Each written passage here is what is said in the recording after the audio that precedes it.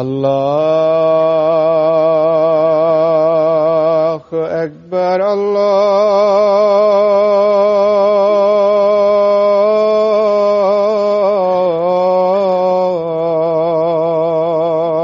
أكبر الله أكبر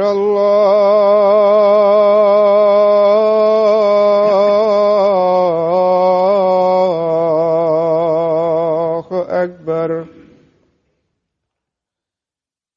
أشهد أن لا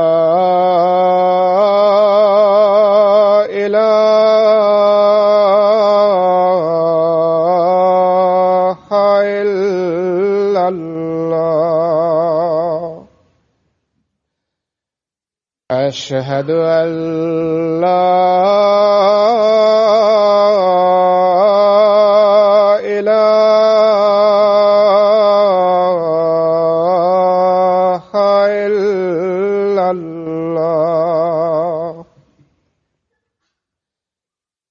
أشهد أن محمدًا رسول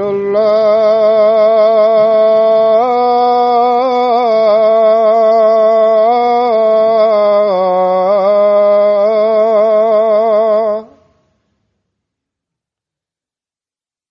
أشهد أن محمدًا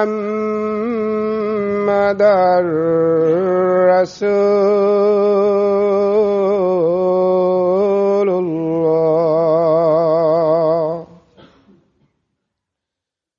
حي على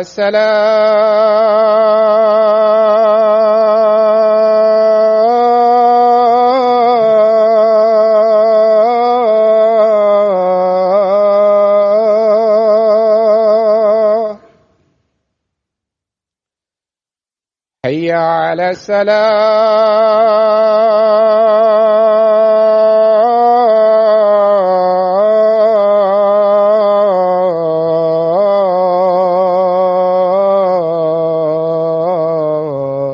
الصلاة حي على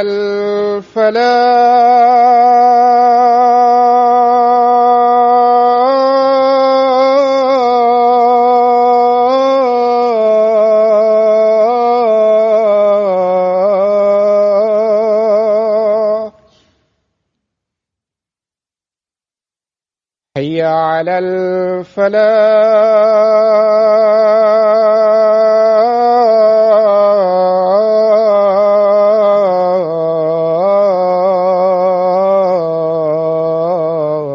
الفلاح الله أكبر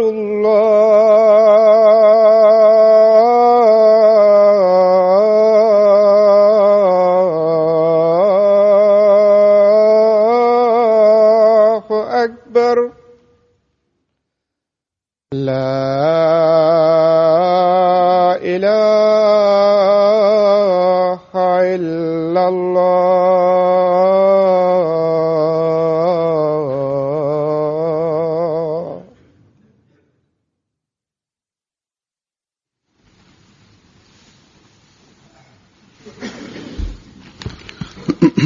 Assalamualaikum warahmatullahi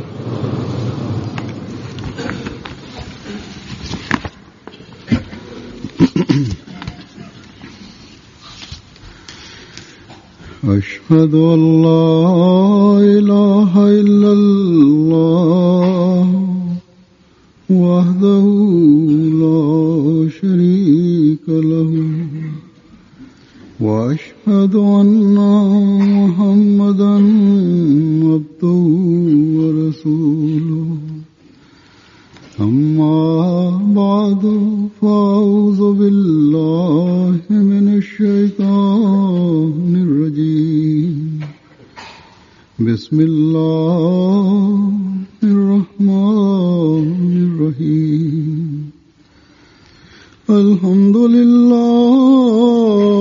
رب العالمين الرحمن الرحيم مالك يوم الدين إياك نعبد وإياك نستعين اهدنا الصراط المستقيم صراط الذين أنعمت عليهم غير المغضوب عليهم ولا الضالين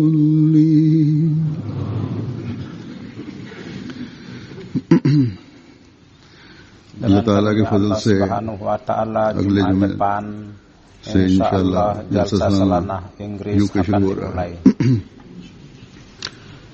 जलसा शुरू होने से बहुत पहले जलसे का काम शुरू हो जाता है।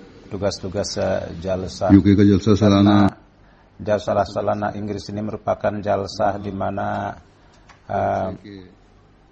selain dengan untuk beberapa hari dengan mempersiapkan persiapan yang sementara dibuat penduduk yang sementara. Di sana di Pakistan dibuat dapur umum secara permanen. Beberapa dapur umum dibuat di sana, begitu juga tempat akomodasi juga secara permanen itu dibuat. Sebelumnya ketika sekolah dan college itu merupakan milik jemaat, di sana ada tempat-tempat tinggal, tapi ketika pemerintah mengambil alih itu, maka dibuat tempat-tempat penginapan yang lain. Itu karena jumlahnya sangat besar. Itu ada dibuat kemah-kemah dan tempat tinggal secara sementara. Selain itu juga penduduk Rabuah juga mereka dalam jumlah yang banyak tamu-tamu itu mereka tempatkan di rumah-rumah mereka. Makanan-makanannya mereka ambil dari dapur umum dan dari tempat-tempat lainnya.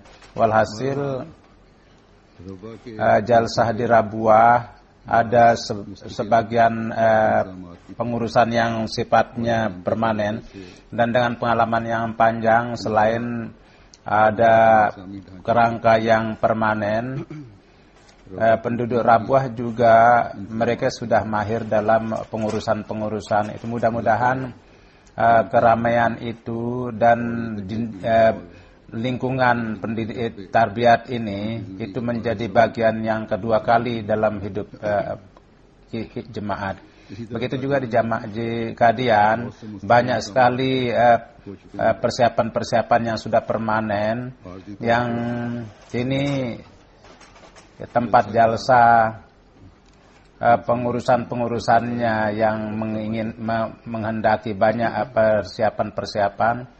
Memang untuk dapur umum jadi kita mengambil karyawan-karyawan, pekerja-pekerja dari luar untuk memasak roti, untuk memasak sebagai tukang juru masak. Tapi di sana ada dapur-dapur umum yang sudah permanen. Begitu juga di Jerman banyak sekali persiapan-persiapan yang bersifat permanen akibat daripada adanya gudang-gudang atau aula, dan mereka mengambil roti dari pasar. Ada persiapan-persiapan yang sementara yang mereka anggap roti yang baru, padahal itu mungkin menurut saya itu sudah 1 minggu. Kalau tidak ada, maka orang-orang Jerman itu menyampaikan kepada saya, karena mereka itu sangat cepat sekali. Begitu juga pengurusan jalsa-jalsa di jemaat dunia yang lain, tapi jemaat Inggris, jadi akibat daripada keberadaan khilafat di sini menjadi jalsa internasional. Dari tahun yang lalu, mulai dari alif sampai ya, A sampai Z, semua kepengurusan itu merupakan pengurusan yang sementara. Pertama, jalsa yang tadinya ada di Islamabad, maka di sana untuk memasak ada permanen sifatnya semuanya itu. Dan roti pun juga, yakni untuk memasak roti itu bisa dipenuhi dari itu. Tapi di Hadikatul Mahdi ketika jalsah ini sudah pindah dan mulai di sini, maka dari 2-3 tahun yang lalu makanan pun juga dimasak di dapur umum yang sementara, karena dalam membawa makanan dari Islamabad itu ada kesulitan, dan roti dimasak di sana dan ada juga bagian yang dibeli di pasar. Tetapi walhasil terjadi kesulitan pada waktu itu. Oleh karena itu dengan kecamatan di sini diupayakan supaya kita secara permanen di Hadikatul Mahdi itu dapat izin untuk membuat dapur, karena dengan membuat tenda-tenda yang merupakan dapur sementara itu sangat ada kesulitan, dan kadang-kadang ada kesulitan juga, berbahaya juga dari beberapa segi. Walhasil kecamatan pada tahun ini mereka dengan izinnya mereka memberikan izin kepada kita dan kota yang tadinya menjadi satu kota mungkin dengan cara yang baik diperbaiki di luar, di dalam, dan akhirnya disediakan dapur umum yang permanen. Insya Allah sesuai dengan keperluan makanan akan dapat dimasak sesuai dengan keperluan. Tapi masalah roti, ketika saya menarik perhatian mereka kepada ini, maka para pengurus, maka sebagaimana sesuai dengan kebiasaan diambil dari pasar atau dimasak di Islamabad baru dibawa kemari, itu saya katakan berilah mesin baru, dan akibat daripada pengeluarannya dan pemeliharaannya. Tapi ketika saya mengatakan bahwa markas akan beri uang, maka mereka pun agak berani dan mereka membeli. Jadi dengan karunia Allah Subhanahu wa taala dari Libanon dibawa mesin dari sana, dan dari Pakistan teman kita yang dia pun juga setelah sampai di Lebanon membawa mesin itu dan dia pasang di sini, dan kini dia mengambil waktu untuk itu di Kadian, dan dia di pengalaman di Rabuah dan di Kadian memasang mesin juga. Oleh karena itu dengan cara yang sangat baik pekerjaan itu dapat terlaksana. Kini dari segi dapur di Hadikatul Mahdi pemeliharaan pengawasan itu, persiapan itu insya Allah untuk roti dan untuk masak makanan telah menjadi persiapan yang permanen di Hadikatul Mahdi ini. Walhasil kita berterima kasih kepada kecamatan yang telah memberikan izin. Tetapi kini pun juga keistimewaan ini masih tegak untuk jalsa dibandingkan dengan jalsa-jalsa lain di dunia. Banyak sekali persiapan-persiapan yang sementara, dan sangat sulit masih untuk mempersiapkan penduduk yang 30.000. Misalnya untuk tempat tinggal, akomodasi, mengenai jalan. Itu satu hal tertentu kita buat jalan-jalan kecil yang dibentangkan, dan kemudian untuk tempat tinggal dibuat tenda-tenda, dan kemudian untuk pemberian makan, kemudian masalah-masalah yang lain itu pun masih ada sekarang. Walhasil Insya Allah tiba saatnya nanti ketika masalah ini pun akan terpecahkan dan tidak jauh lagi bahwa kota sementara ini bisa akan menjadi kota permanen untuk Jemaat Ahmadiyah. Saya katakan bahwa ini persiapan yang sementara untuk membuat persiapan yang sementara dan pekerjaan yang banyak sekali itu dikerjakan oleh wakari amal gotong royong. Dan beberapa hari yang lalu saya pergi ke Hadikatul Mahdi, maka di sana pada saat itu pun juga selain orang-orang itu yang sesudah adanya mesin roti di situ dan mereka sibuk dalam anak-anak, orang dewasa, mereka sampai untuk pekerjaan tugas-tugas mereka masing-masing. Dan pada persiapan jalsa itu 1 minggu sebelumnya mereka berusaha untuk melaksanakan dalam arti yang terbaik. Saya di sini pun juga ingin jelaskan bahwa tugas untuk membuat roti pun juga tidak dibuat oleh perusahaan dari luar, bahkan semua pekerjaan ini dikerjakan oleh relawan kita dan para teknisi kita dan juga karyawan-karyawan yang lain. Mudah-mudahan Allah memberikan ganjaran kepada mereka. Standar di sini pun juga sedemikian rupa, di mana untuk memenuhinya itu sangat penting sekali. Tidak seperti India dan Pakistan bahwa apa yang diinginkan dikerjakan atau tidak ada pemeriksaan. Jadi ada pekerjaan sementara atau ada hal-hal mendasar. Setiap dasar itu dicek di sini. Lembaga pemerintahan datang kemari untuk mengecek apakah pekerjaan sudah dimulai atau tidak, apakah. Jadi dengan karunia Allah Subhanahu wa taala untuk mesin roti syarat-syaratnya itu sudah dengan standar mereka itu sudah didapatkan dan izin sudah diperoleh.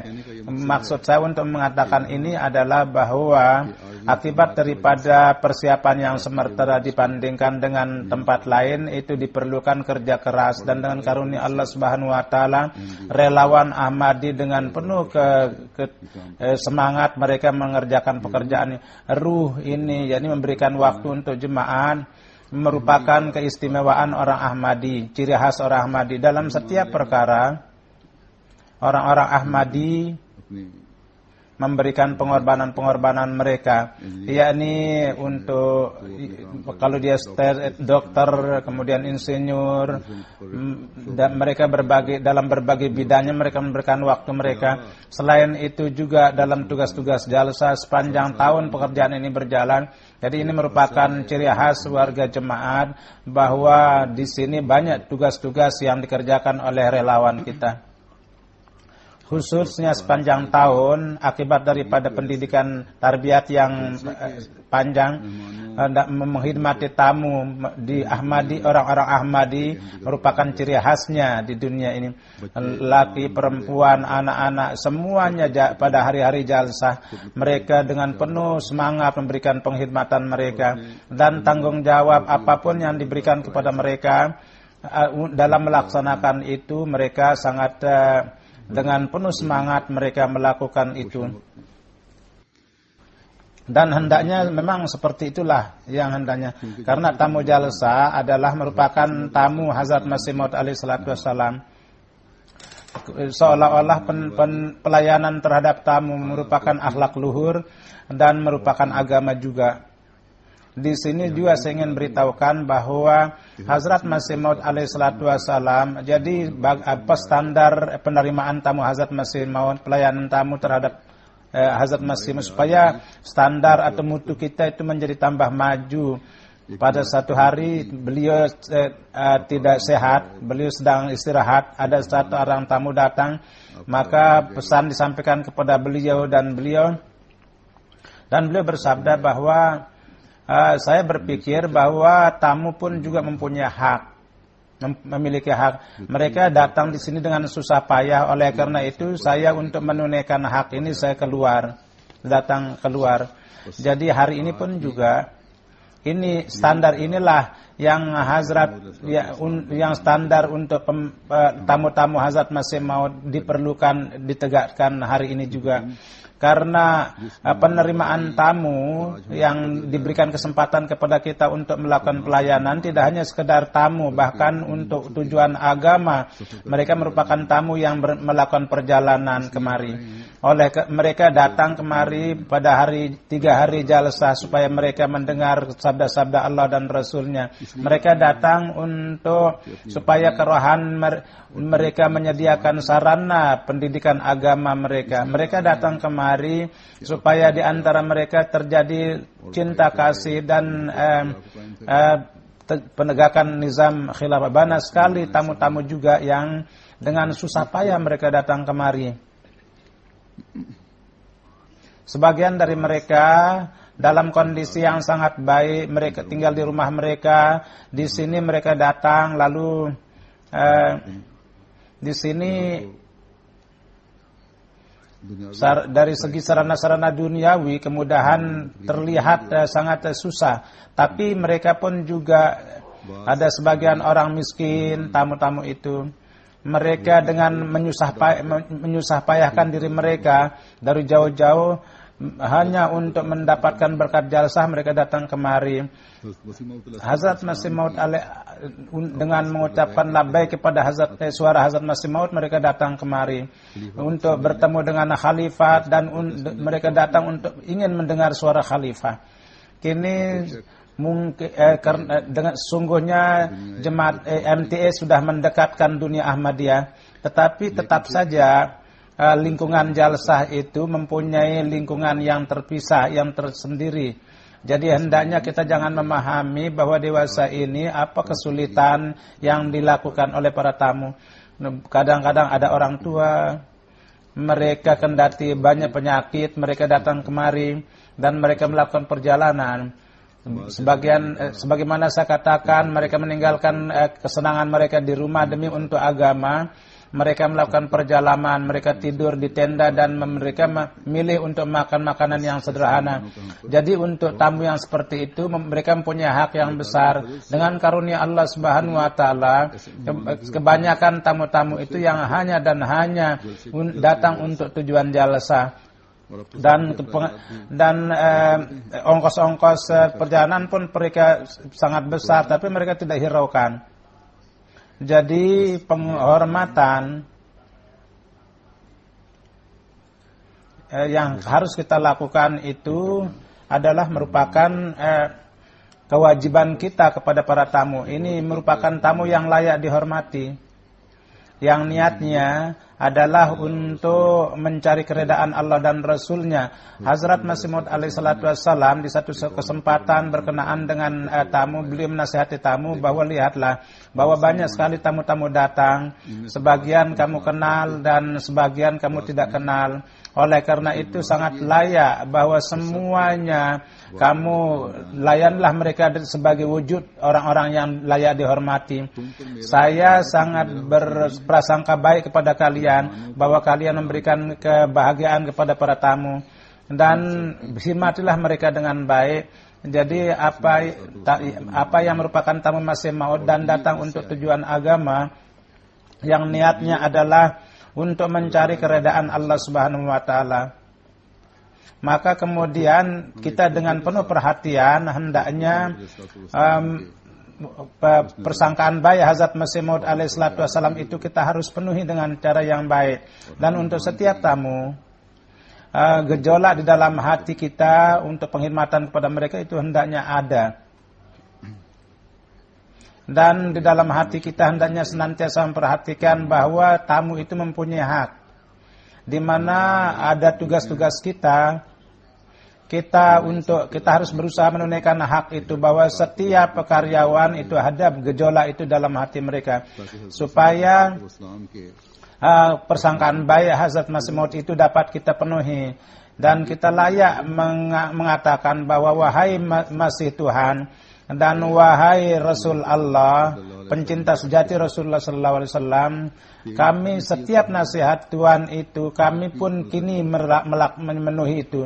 Dan sebagai seorang Ahmadi, Inilah yang diharapkan dari mereka. Dan perjalanan yang dalam perjalanan 100 tahun itu tidak melalaikan kita. Anak-anak kita pun juga dewa laki perempuan kita, mereka untuk menunaikan tanggung jawab mereka sedapat mungkin mereka itu melaksanakan tugas-tugas, dan insya Allah mereka akan terus lakukan. Pandangan beliau ini dan rasa perih yang ada dalam hati beliau kita harus senantiasa perhatikan. Itu perlu kita harus senantiasa perhatikan, dan dengan memperhatikan itu kita akan terus berusaha bahwa saya senantiasa berpikir bahwa jangan ada tamu yang susah. Bahkan untuk itu saya senantiasa menekan bahwa sedapat mungkin kita harus memberikan kemudahan kepada para tamu. Hati tamu itu adalah seperti cermin sangat lunak, dan sedikit saja ada maka ini merupakan nasihat yang sangat penting, karena tamu itu mempunyai hatinya sangat lentur. Kini di berbagai belahan dunia ada jalsa dan tamu juga datang, tapi di sini secara khusus dari berbagai belahan dunia, berbagai bangsa datang ke jalsa. Setiap bangsa dan kalangan standar hidupnya itu berbeda-beda, dan kesabaran mereka pun berbeda. Perbincaraan dan gejolak penyataan untuk menyatakan sesuatu itu berbeda, dan harapannya dari kita itu berbeda.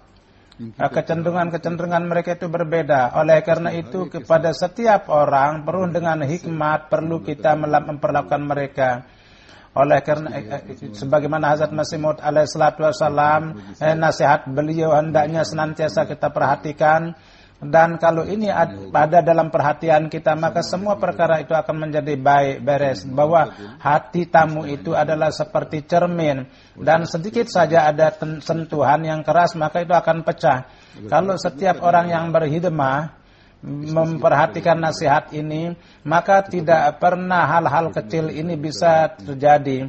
Kecuali itu dalam keadaan kecuali itu terjadi, tidak akan ada keluhan, kecuali ada maksud orang untuk melakukan kenakalan, itu lain masalah. Walhasil itu kadang-kadang terpaksa harus melakukan kekerasan juga, berlaku keras juga. Satu kali dalam urusan dakwah perempuan, seorang tamu yang datang dari jauh-jauh, dia marah akibat dari itu.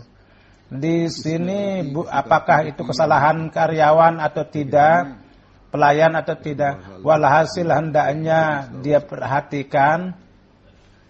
Jadi walhasil bukannya untuk memberikan tawil-tawil yang berbagai macam. Pada saat itu ketika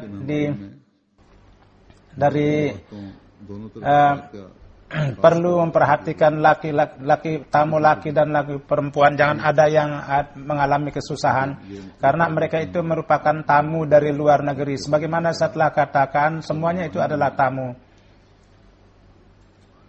Walhasil dalam bidang ini saya telah menasihatkan, jadi saya telah melakukan perubahan ini saya robah pengurus itu, dan kebanyakan dari anak-anak Waqfino yang saya masukkan di sini, dan dengan karunia Allah Subhanahu wa taala ini pun juga merupakan anugerah dari Allah, bahwa banyak sekali orang-orang yang wakaf itu sudah sampai kepada umur yang mereka siap untuk melakukan tugas-tugas mereka.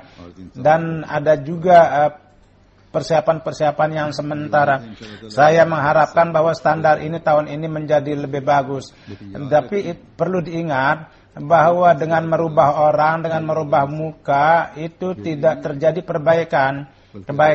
Bahkan kita harus berdoa kepada Allah Subhanahu wa taala bahwa supaya karunia Allah senantiasa beserta kita, dan kita melakukan pekerjaan itu dengan kita menjadi orang yang melakukan pekerjaan dengan cara yang terbaik yang Tuhan inginkan dari kita, dan kita memohon taufik dari Allah Subhanahu wa taala. Dan jangan sampai ada kesempatan di mana terjadi kesalahpahaman. Dalam kaitan pelayanan terhadap tamu, saya ingin menjelaskan bahwa orang-orang Ahmadi Inggris dan khususnya yang tinggal di London hendaknya memperhatikan bahwa jadi orang yang datang dari luar Inggris, mereka merupakan tamu mereka. Jadi jumlah orang tamu di luar kurang lebih 3.000 jumlahnya itu. Atau kalau ada visa mungkin tambah lebih banyak. Oleh karena itu orang-orang Ahmadi di sini, kalau apakah ada tugasnya atau tidak Ahmadi di Inggris, hendaknya mereka memperhatikan bahwa tamu yang datang dari luar adalah tamu mereka yang luar Inggris. Jadi sementara tamu-tamu yang datang dari Inggris, mereka itu, jadi tamu-tamu yang datang di sini, kalau ada tamu yang datang dari luar, mereka ada kontak, maka anggaplah bahwa setiap orang Ahmadi yang ada di Inggris adalah penerima tamu, dan yang datang dari luar itu adalah tamu dari luar Inggris. Atau anggaplah bahwa kalau ada dalam hal-hal khusus, keadaan khusus, tamu-tamu yang datang dari Inggris atau tamu-tamu yang datang dari luar Inggris, untuk mereka kalau ada timbul masalah pengutamaan, maka untuk tamu yang datang dari luar Inggris hendaknya diutamakan, dan yang datang dari Inggris sendiri hendaknya memberikan pengorbanan.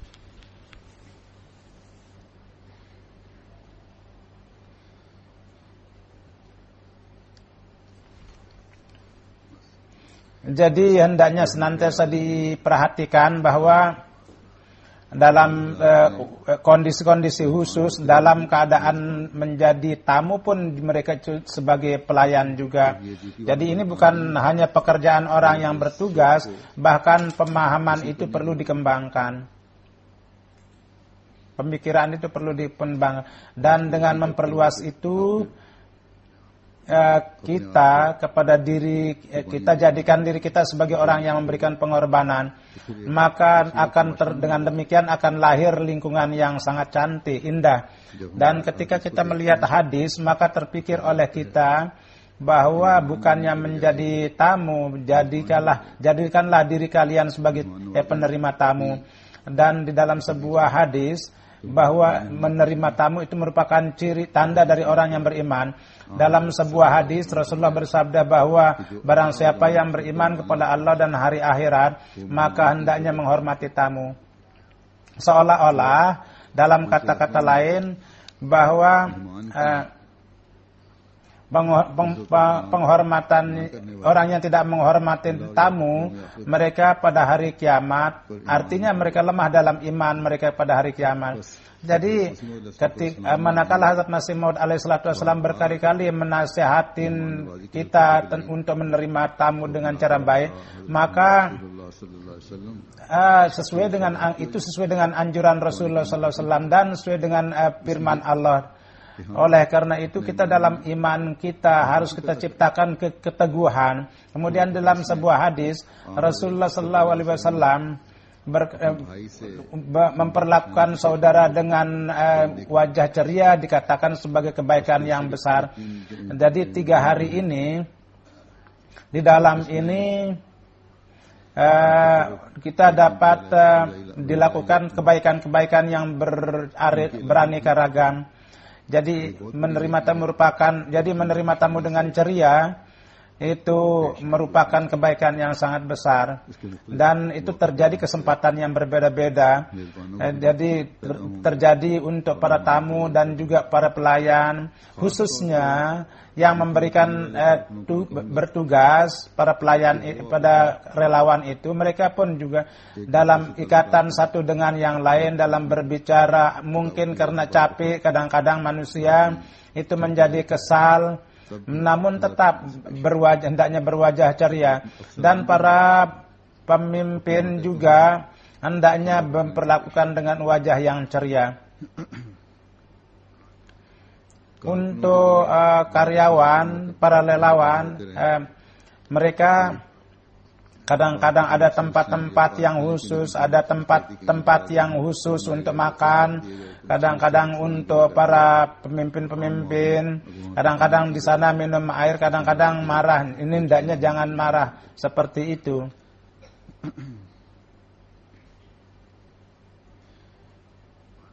Walhasil pada saat tugas ada beberapa hal yang bisa terjadi pada saat bekerja, bertugas, tapi hendaknya senantiasa diingat bahwa kita harus memperhatikan akhlak yang luhur dalam menjalankan tugas.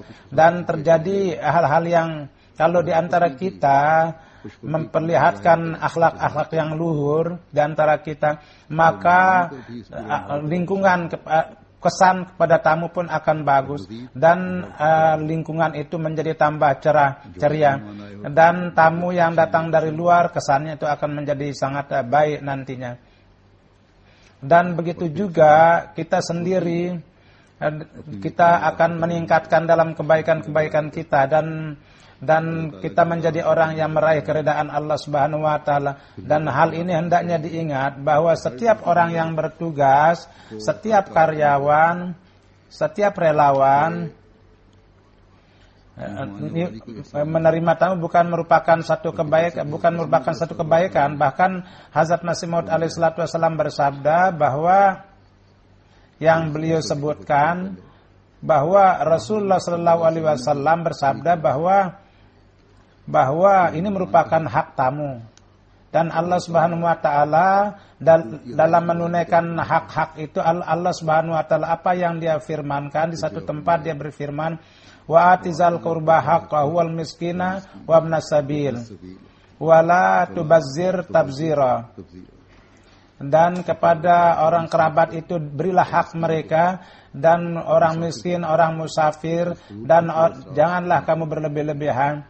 Jadi ada 3 orang coraknya yang disebutkan di sini. Namun dalam topik hari ini saya berbicara mengenai orang-orang musafir.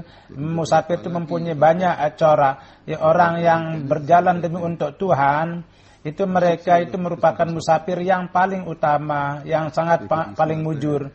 Di satu hadis dikatakan di mana Allah dan Rasulnya disebutkan di orang yang duduk di majelis itu, malaikat pun juga menyampaikan salam kepada orang-orang itu.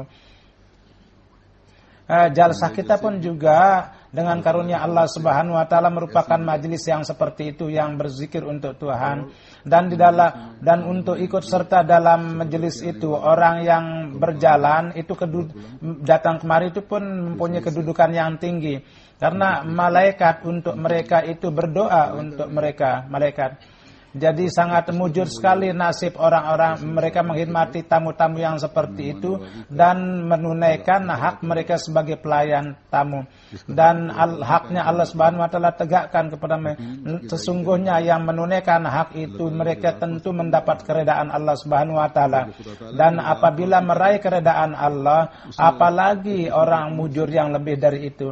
Jadi kalau kita renungkan bahwa ini merupakan nizam yang sangat unik dari jalsah itu, bahwa sesudah satu kebaikan, pintu kebaikan yang lain itu menjadi terbuka. Jadi sebagaimana sebelumnya pada awal saya katakan, ruh pengorbanan itu setiap orang yang berkhidmat hendaknya memahami, hendaknya memperhatikan itu. Apakah kendati dia melakukan dengan pengorbanan, hendaknya dia diciptakan kebaikan lebih baik lagi. Jangan berpikir bahwa jemaat yang meminta mari kita bekerja, bukan seperti itu. Jadi Sadr Hudamul Ahmadiyah telah mengatakan bahwa harus kita gotong royong, mari kita datang. Jadi Sadr Lajnah mengatakan mari kita gotong royong, ikut serta. Tidak, bukan seperti itu. Bahkan maksudnya adalah untuk mencari keridaan Allah Subhanahu wa taala. Rasulullah sallallahu alaihi wasallam, seorang sahabat Rasulullah sallallahu alaihi wasallam, bagaimana demi untuk keredaan Allah mereka melayani tamu dan mereka menunaikan hak tamu.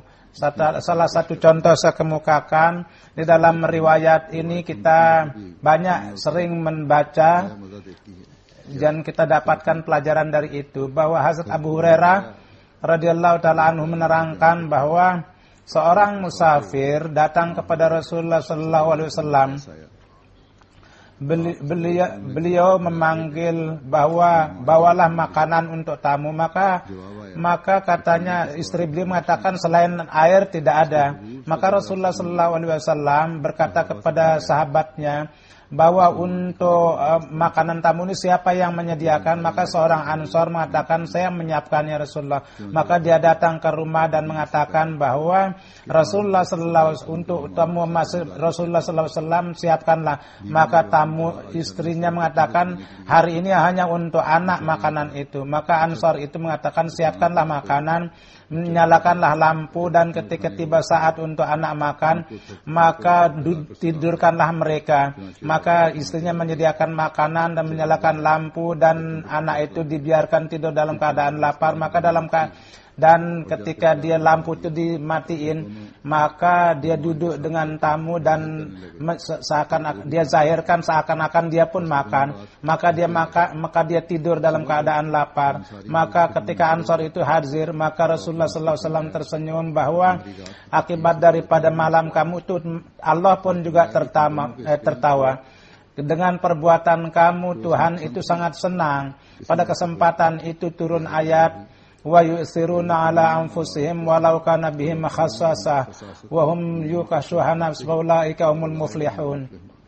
Bahwa orang mukmin yang mulis ini dia mengutamakan orang lain supaya mereka itu lapar sendiri, dan barang siapa menyelamatkan diri dari kebakilan, mereka itulah yang sukses. Dari perhatikanlah betapa besar pengorbanan. Jadi menidurkan anak dalam keadaan lapar lalu memberikan tamu makan. Jadi hari ini dengan karunia Allah Subhanahu, mungkin ada yang seperti itu kondisinya, dan secara khusus untuk tamu jemaat kondisi yang seperti itu tidak ada yang jadi tamu yang itu mereka telah memberikan pengorbanan untuk mereka, itu pun tamu jemaat. Mereka datang untuk tujuan agama. Mereka tamu yang datang di hadapan Hazrat Masih Maud alaihi salatu wassalam. Mereka dengan menegakkan contoh-contoh seperti itu, kita telah diberikan bagaimana pentingnya penerima tamu. Tamu yang merupakan tamu Rasulullah sallallahu alaihi wasallam itu mempunyai kedudukan yang sangat besar, dan hari ini tamu pencinta sejati Rasulullah sallallahu alaihi wasallam, kepada mereka pun Allah memberikan kepentingan. Jadi setiap orang yang bekerja hendaknya memperhatikan pentingnya akan hal ini. Jadi lihatlah, kendati ini merupakan kezaliman bahwa anak dibiarkan lapar, tidur dalam keadaan lapar, tapi pengorbanan ini merupakan contoh yang sangat luar biasa yang telah ditegakkan oleh keluarga itu. Jadi dengan senang dan ada yang terpaksa. Jadi anak ini pun juga Allah Subhanahu wa taala telah sebagaimana jelas dalam ayat ini, anak itu dihormati, bahwa orang-orang yang seperti itu dimasukkan dalam orang-orang yang muflihun.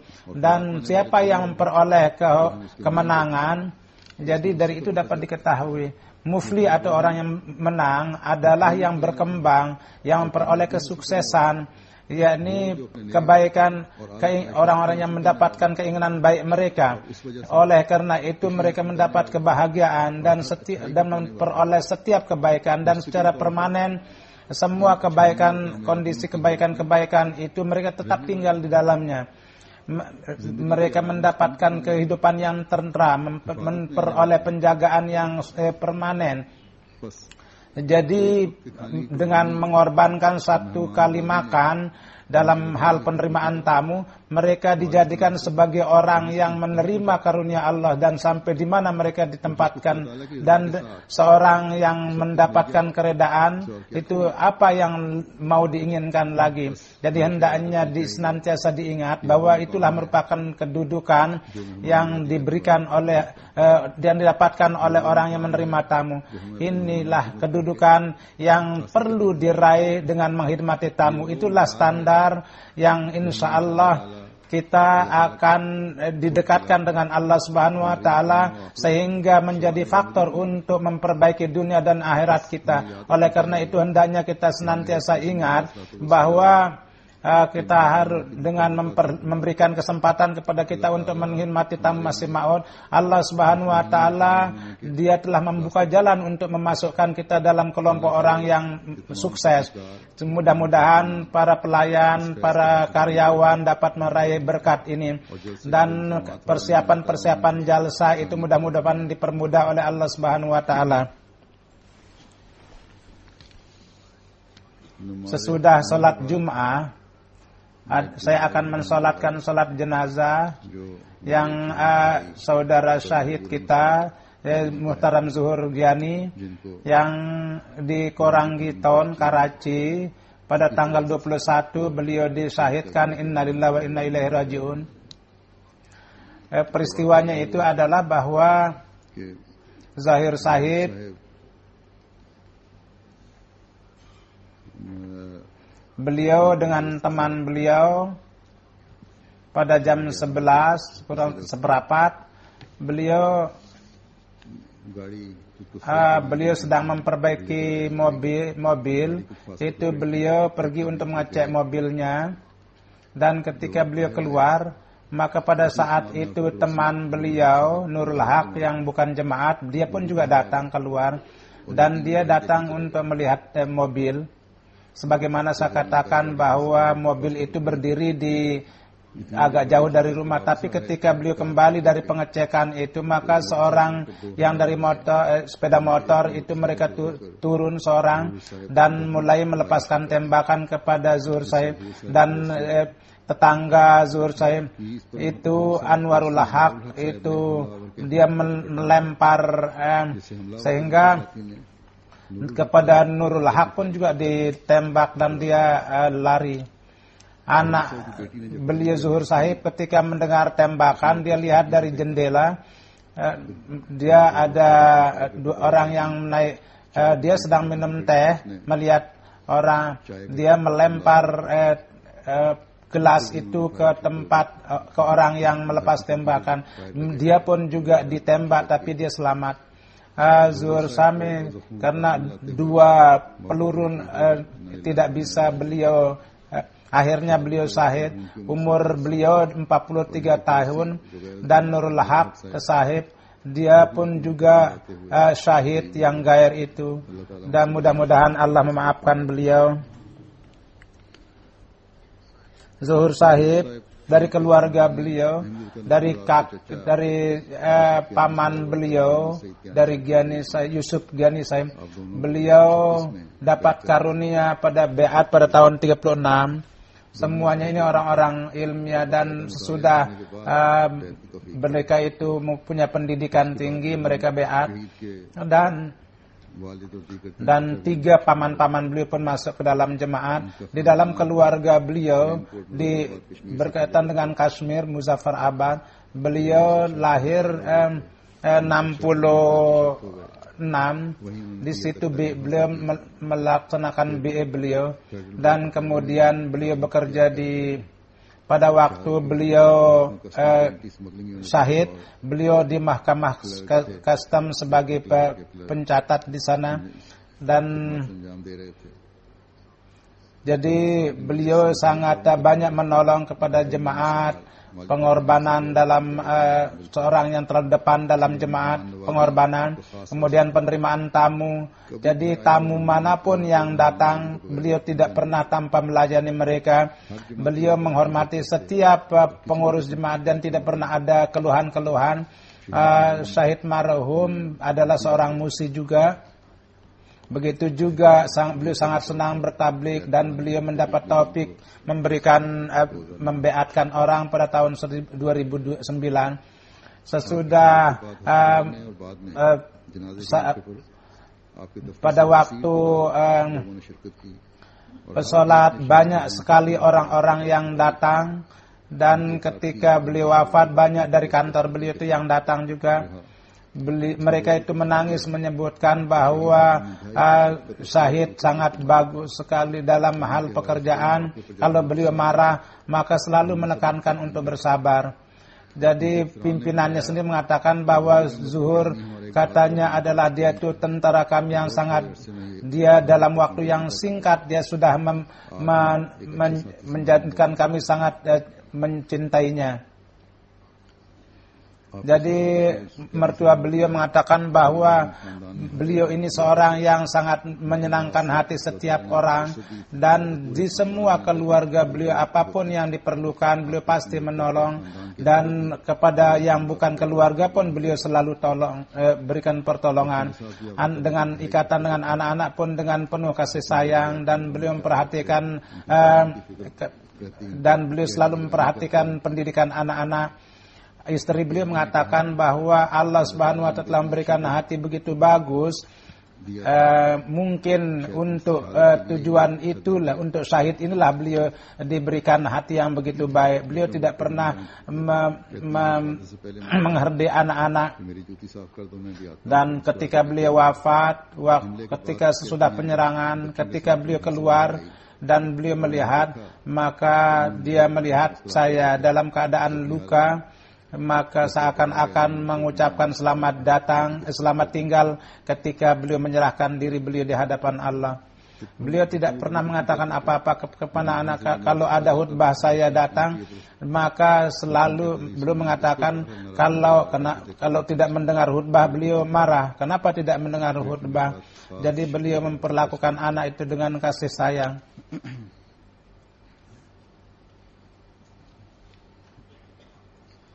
Dari keluarga beliau, istri beliau Tahirah, ada 3 laki-laki dan 4 perempuan. 14 tahun Sarfraz, 3 tahun. Begitu juga anak-anak perempuan, 16, 14 tahun Nurul Ain, Faik Zuhur. Mudah-mudahan Allah Subhanahu wa Ta'ala meninggikan derajat almarhum, dan putra-putra beliau itu dijaga oleh Allah Subhanahu wa Ta'ala, dan diberikan taufik untuk bersabar dalam menghadapi kondisi ini.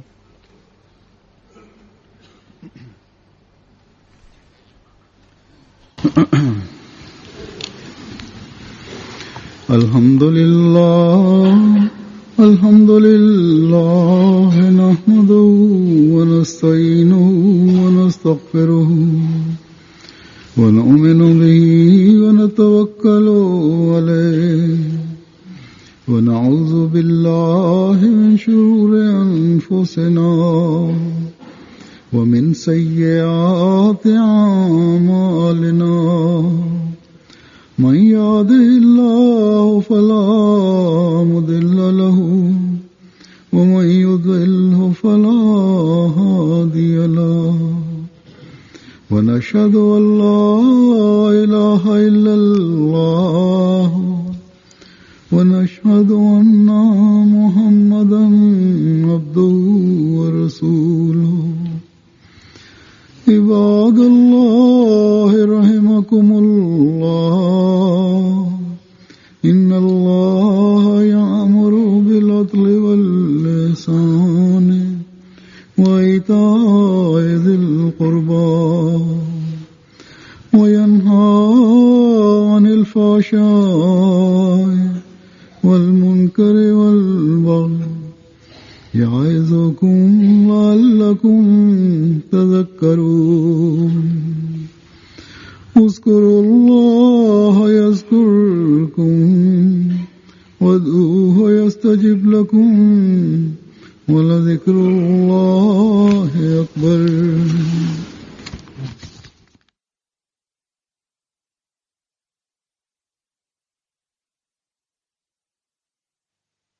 اللهم صل